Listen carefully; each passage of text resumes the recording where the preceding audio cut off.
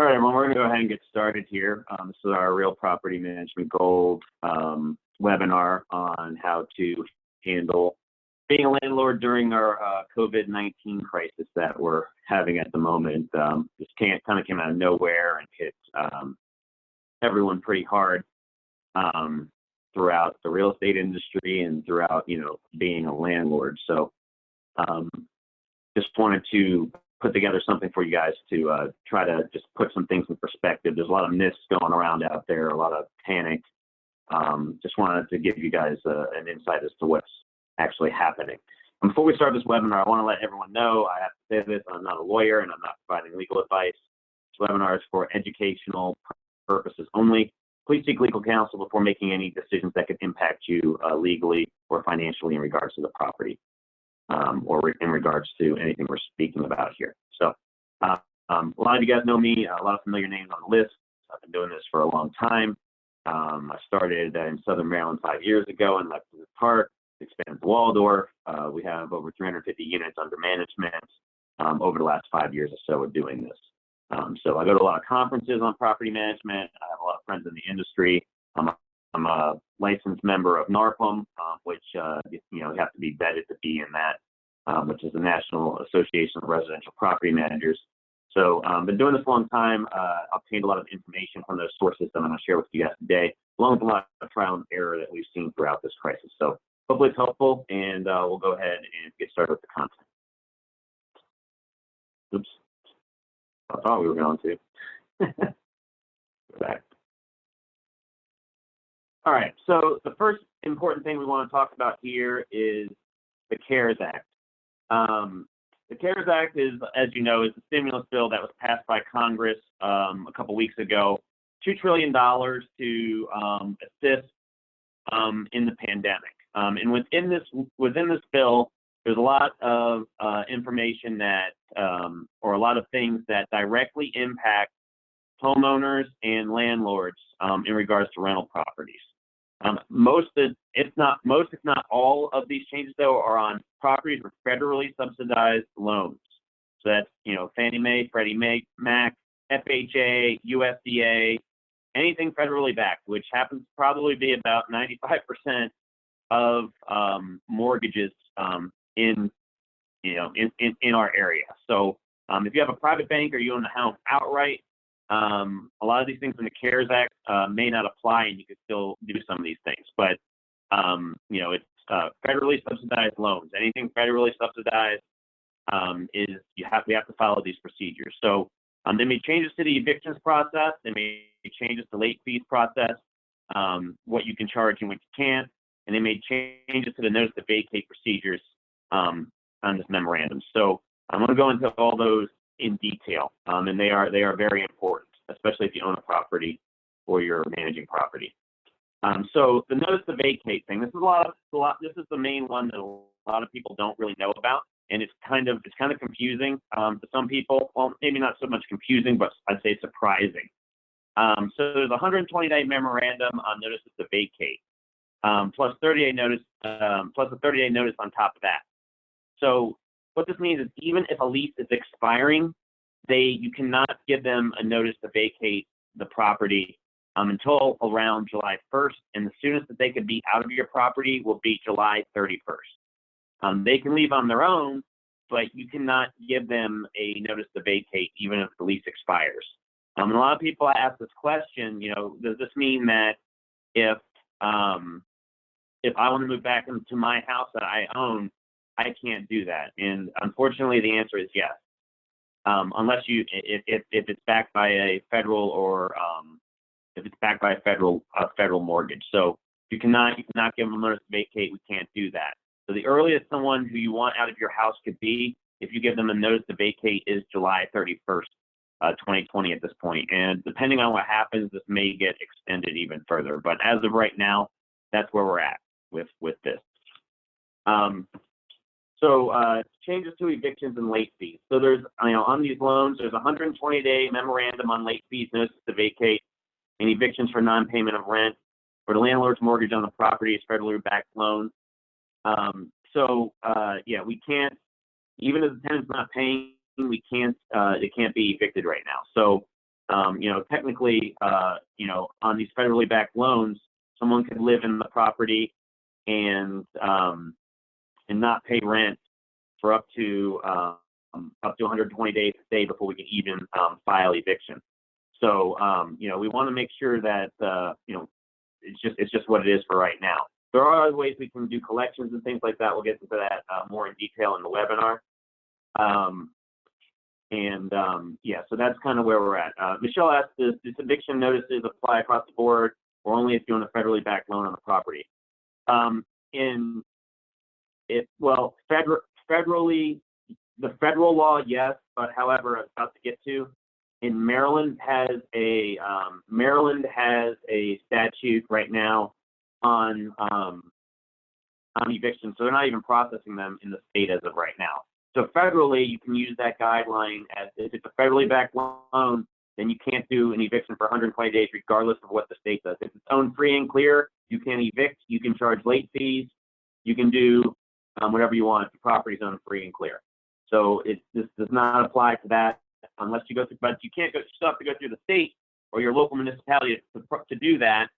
And those are frozen in the state indefinitely for right now. So when the state reopens, if the state reopens before the 120-day mark and it's open free and clear, then you can. If the state reopens before the 120-day mark, and the federal law will still protect you. So we have a notice or a time frame on the federal law, but not on where the state is. The state is just indefinite to whenever they decide to reopen it.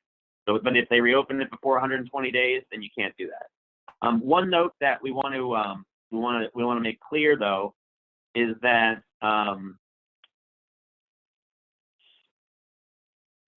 one thing is that you can still do an eviction when the state reopens for a breach of lease or other thing that's not financial. So if they're breaching the lease, if they're damaging the property, or they have people who shouldn't be there, or they're doing some kind of trafficking or something that breaches the lease, you can still file that eviction when Maryland reopens. So this only applies to financial problems in regards to evictions. I hope that answered your questions. When we get notice if our tenant hasn't paid rent, if they haven't paid, we'll notify you. They will actively notify you if they don't pay. If you don't hear anything from us, assume that they pay. We'll get more into detail on that in a minute, Carrie. So that's where we're at with that. Prohibits. So one thing that you can do on the other side of this is mortgage forbearance. So if you own a property, whether you're living in it or you're renting it, you can apply on federally backed loans per the CARE Act for mortgage forbearance for up to 1 year. It's pretty much similar to pressing pause on the mortgage. You just call your processor. They purposely made this as simple as possible. You tell them that you can't pay due to COVID, and they will stop charging your mortgage, and there won't be any penalties on it. It'll be like pressing play. No proof or documentation is required. You simply just have to make this call, and they should be able to delay your payments on the loan. It's unclear as of right now if they're still going to charge interest on these loans. So, on this time, the way that we think the bill reads, we don't think that they will. It'll just be pressing pause, but they still may charge you interest. So keep that in mind if you call and you get forbearance on your loan. So what happens if payments are not made on the tenant side and on the landlord side? One thing we need to remember is that forbearance is not forgiveness. Forbearance, pretty much what we're doing is we're kicking the can down the road. I mean, every dollar is still owed. It's still going to be owed one way or the other. So this is just put into place to give people a chance to figure out what they're going to do as they move forward. So as of right now, the government does not have the power to wipe out private debt. So don't expect any of this to be wiped out. It's pretty much just going to be a delay on payment. So at the end of this, even if your tenant's not paying and we can't evict them, at the end of this, whenever they rescind this, the balance is going to be due in full. Collection procedures are going to be able to go back in place with evictions as full, and there may be interest and late fees charged on top of that after this is over. Tenants who don't pay can stay in a home for several months. However, it will be difficult for them to find another home, as they will more than likely end up with a collection balance and records of non-payment, which can be seen by other landlords. So if they don't pay, they're digging themselves a hole. Mortgage forbearance will result in the loan principal not being paid down. Recession may cause housing values to lower, and a massive foreclosure strike as this plays out. So, in the end, we're just trying to emphasize there will be no free ride for anyone. If you can make payments, make your payments, because you're just going to end up falling down the hole. You'll be forgiven not forgiven. Everything's going to be delayed. It's not going to be forgiven. So just make sure that we're recommending anyone who can make payments, go ahead and make payments. Ben said he called and they're making him fill out a detailed financial form. Yeah, they may make you do that depending on your bank. They're supposed to make it as easy as possible for the law. There's a lot of things we're finding out about this law that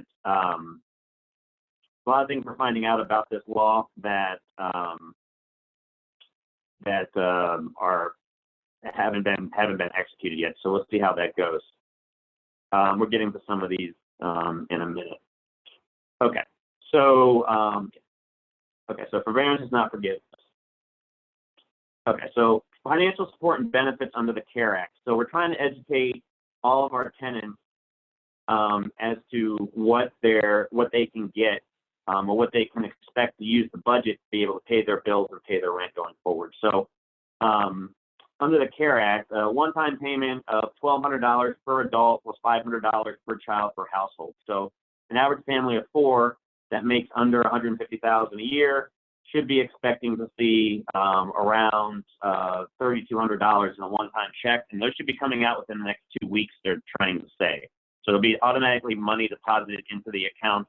Once it gets over $150,000, I believe, it starts to come, the amount starts to come down up to a maximum amount, I believe, $240,000. So the amount will come down.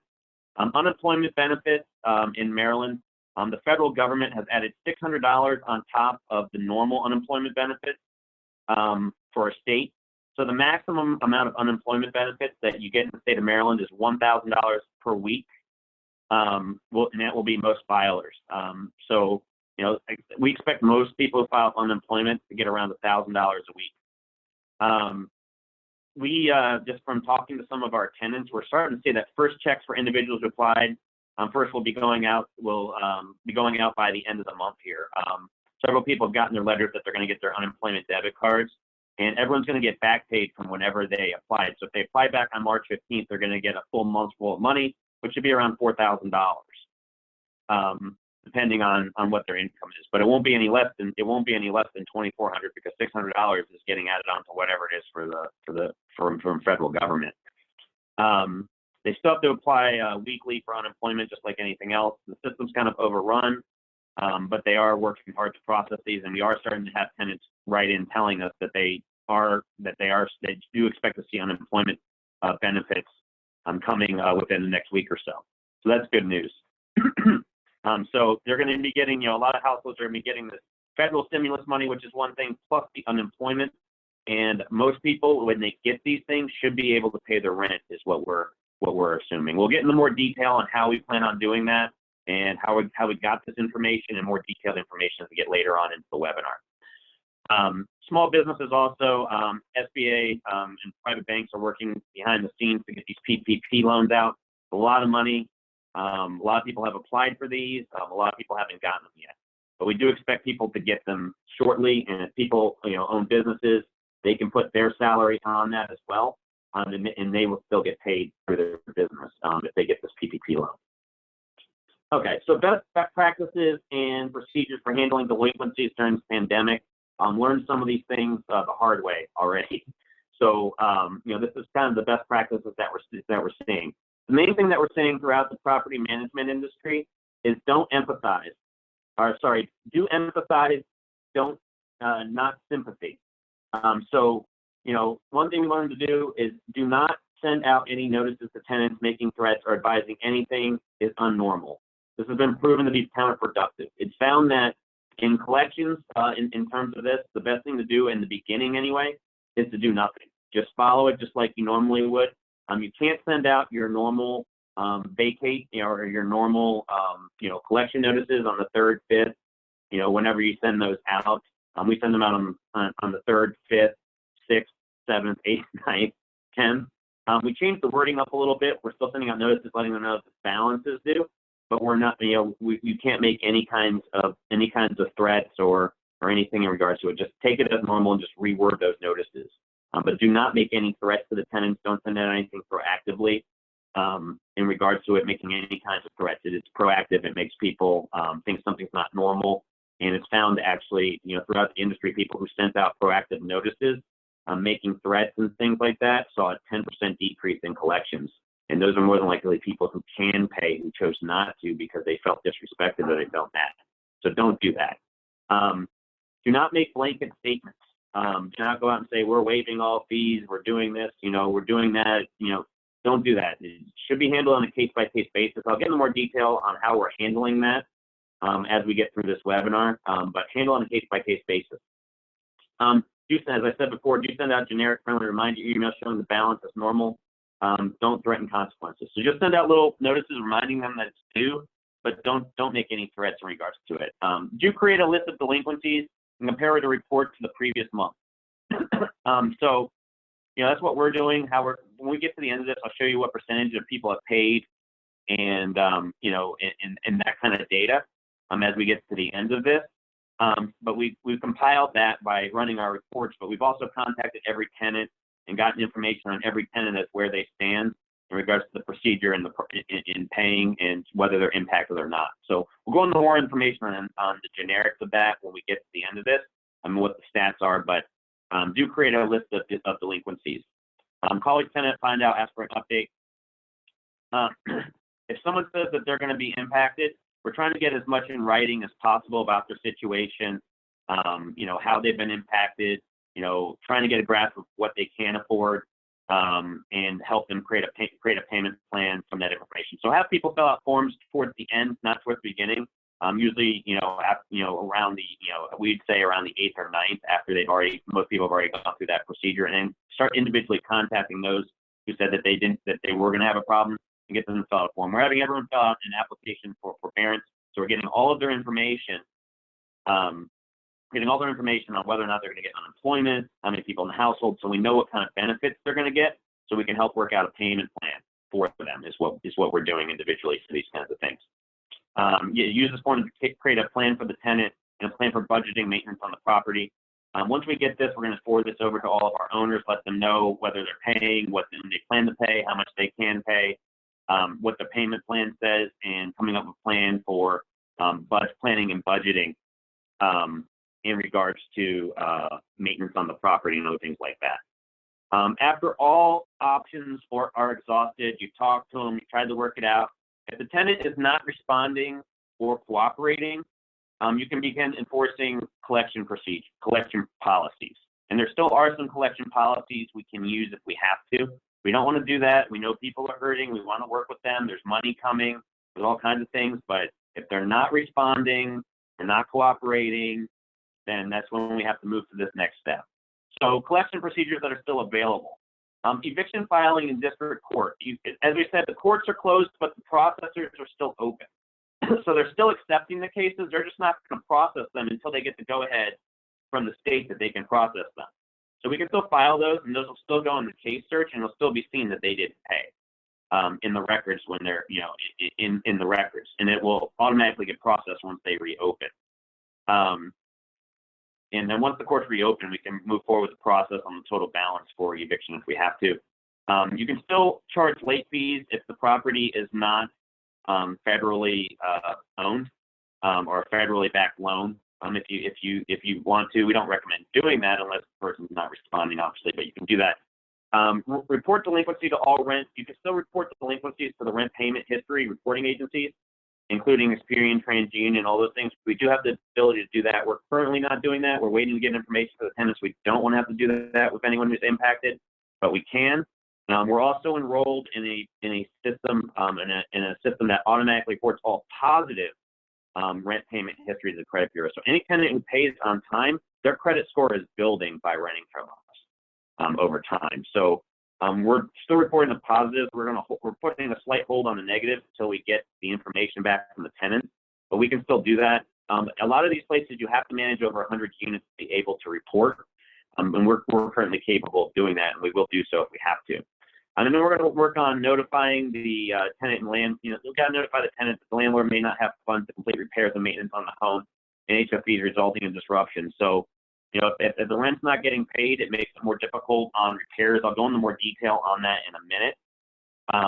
If HOA fees aren't paid, then there's chances that the garbage may not get picked up, or they may not get pool passes, or something like that. So, we want to make sure that we notify that tenant, let them know that there could be consequences in regards to that.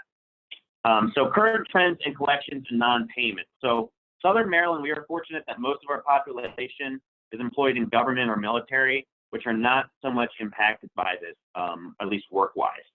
Places with high levels of tourism or entertainment are hardest hit. Las Vegas and Hawaii are currently very hard hit. So there's certain parts of the country like South Dakota where like almost nothing is impacted.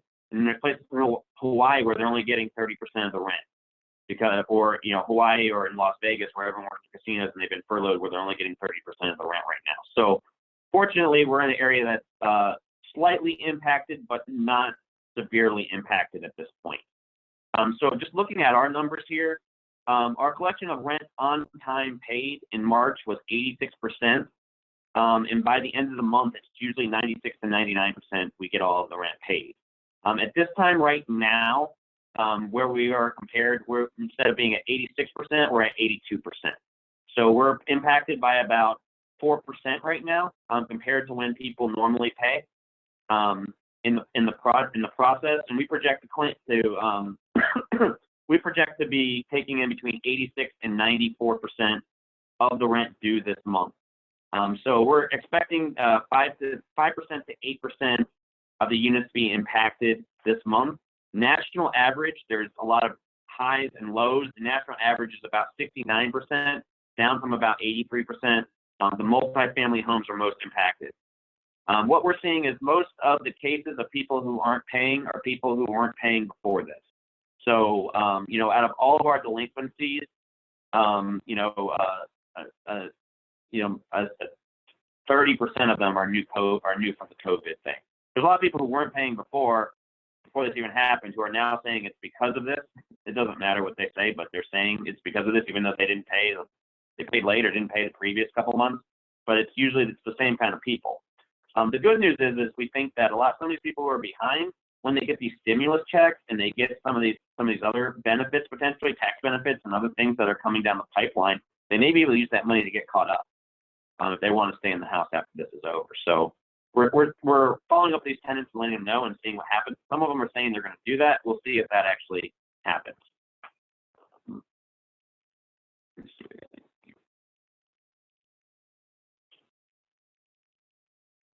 Well, Real Property Management facilitates these contacts with the tenants and copy the owner on all correspondences. We won't copy you on all correspondences, but we're going to send you a summary of what was said and what we've gotten back and forth. So you'll be kept in the loop.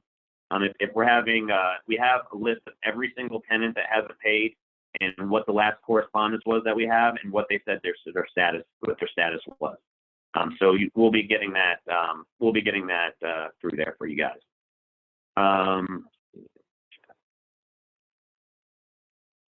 Late payments be reported to the credit bureaus. They can be.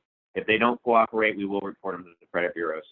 What percentage of tenants didn't pay rent for April? We're at about a 4% difference right now in our collection. So it hurts, but it's not catastrophic. Okay.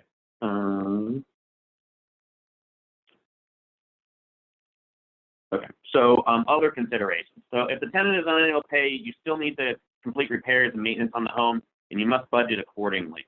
So if your tenant's not paying, we will be contacting you, and we may need to bump the maintenance reserve up, but you still have to complete those repairs because it can still create a mess. So you may want to, we're encouraging people who may want to request forbearance and just budget some money over if possible. If maintenance is not completed on the home, you can still be held liable and the home will deteriorate over time, and that's not a good idea. We still recommend you do maintenance. yeah, we are showing empathy, but we're not sympathizing. Is the main point. Is what we're trying to make here. So the housing market right now, where are we at here in Southern Maryland? Lease renewals are up nearly 75%. So people are staying put in the home. Several of our planned move-outs have delayed 30 to 90 days. Many are saying they're having trouble finding a new place to live. And we're finding that because the rental inventory is very low right now. It's lowest I've ever seen in Southern Maryland. And I think it's because people are just afraid to do anything with their properties right now. But people who are already moved or already moving still need a place to live. So usually we see, we'll see between 120 and 130 properties on the market at this time. And right now in Bright, for the 3 Southern Maryland counties, St. Mary's, Charles, and Calvert, we're seeing around 65. So it's significantly low. We're seeing, if you look at our market inventory, our occupied rate, we were at 88% on February 9th, 92% on March 9th, and now at April 9th, we're at 94%. So our occupancy rate is going up. People are still renting the houses. Our days on market has dropped already. And this is the signal, if a recession's coming, and it hasn't even, it's too early yet, and we're seeing this, that there's an increased demand for rental properties right now, and there's a decreased supply. So we'll see if the supply will catch up to the demand. That's usually what happens in economics, as buyers come out of the market because they don't want to buy and get into a long-term commitment with all the uncertainty going on. So that's kind of where we're at with the housing market. Oops, I think I missed some slides. Let me go back and check. Oops.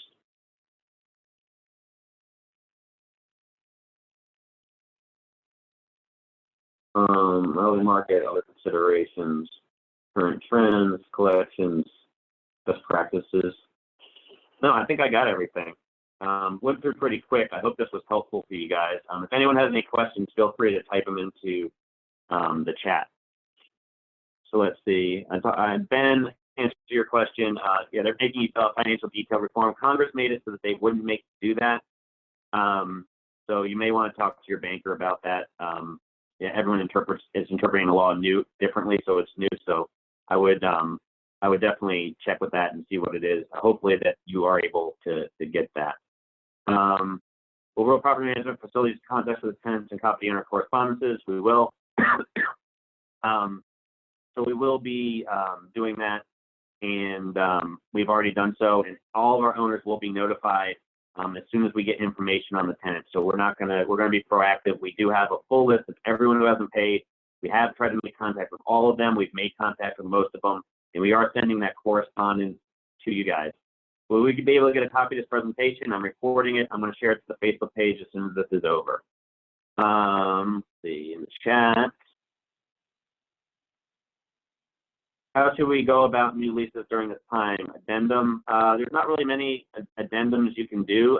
It's pretty much the same. You can't put an addendum in overriding any of the laws or anything. So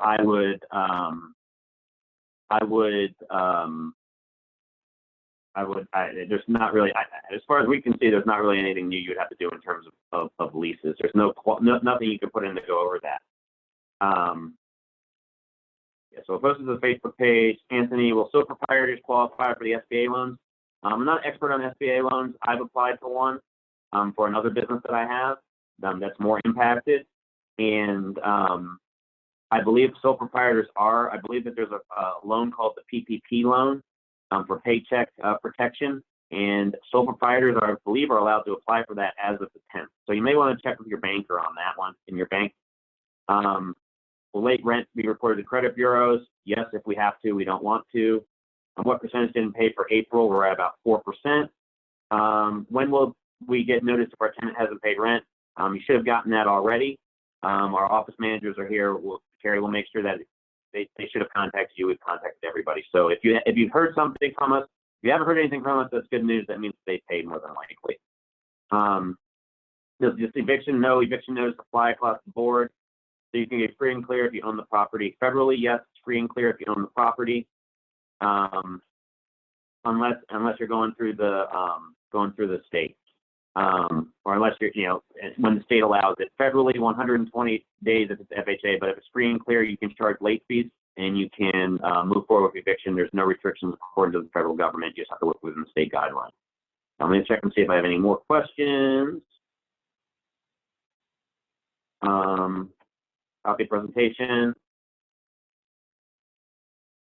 I want to confirm it. Confirm a notice to vacate cannot be given if the landlord's loan is government backed. Yes, you cannot give a notice to vacate if the loan is government backed. The tenant gets to stay for as long, gets to stay up until July 1st. It's the first day you can get that notice to vacate, even if the lease expires.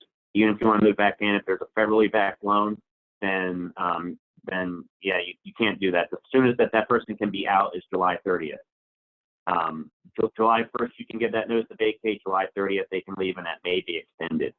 Do you have any information? SBA loan up to $2 million for real estate owners, 3.75 for 30 years. I don't on that. I'm sorry. I don't know. I don't own those types of properties. You may want to check in with your banker.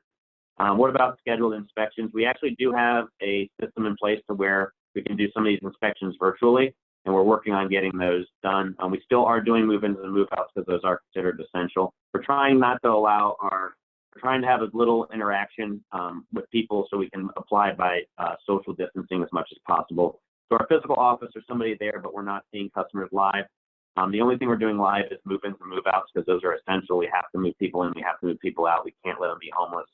But our people are wearing masks and gloves, hand sanitizer, keeping 6 feet away, doing the best we can to make sure that no one's put at risk while we're doing these.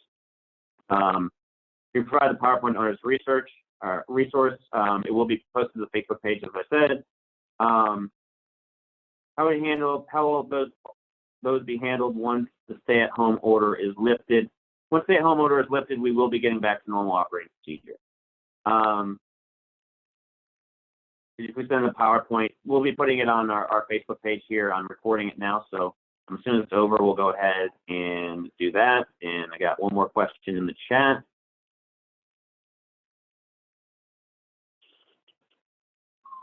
The presentation will be available anywhere other than Facebook. I'll probably put it on YouTube as well. So Facebook and YouTube, you guys can get it. You can share the link, download it if you want to. And that's all of the questions. If anyone has anything else, go ahead and ask it now. Thank you. Okay.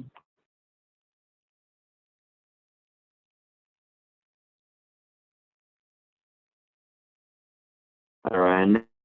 NavAir has issued new forms of amendments to the lease to be filled by tenants, and since the landlord offering that they can do regarding rent, either extending the leases with an increase of rent until they are caught up, or new lease extensions, but increasing the rent to make up for the rent paid. To the official firms from NavAir, will there be something similar as far as getting a written commitment by the tenant?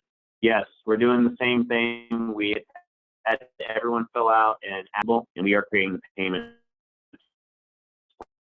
plans for the tenant, and we're working with the owners to be able to do so.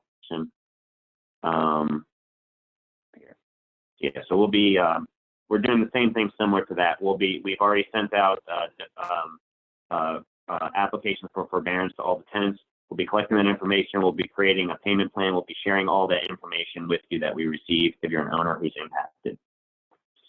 Okay, does anybody have anything else? Okay, yeah, thank you guys. A lot of you guys I've worked with for a long time. A lot of you guys I've met, a lot of you guys I haven't. I'm glad this was helpful. If you guys have any other questions, please feel free to email our office, support@realpmgold.com, and I'll read through, and I've got plenty, of time sitting here. So send them over, I'll go ahead and reply. So thank you guys for being on. I hope this is helpful. I'll post a recording as soon as I can, and have a good day. Thank you guys.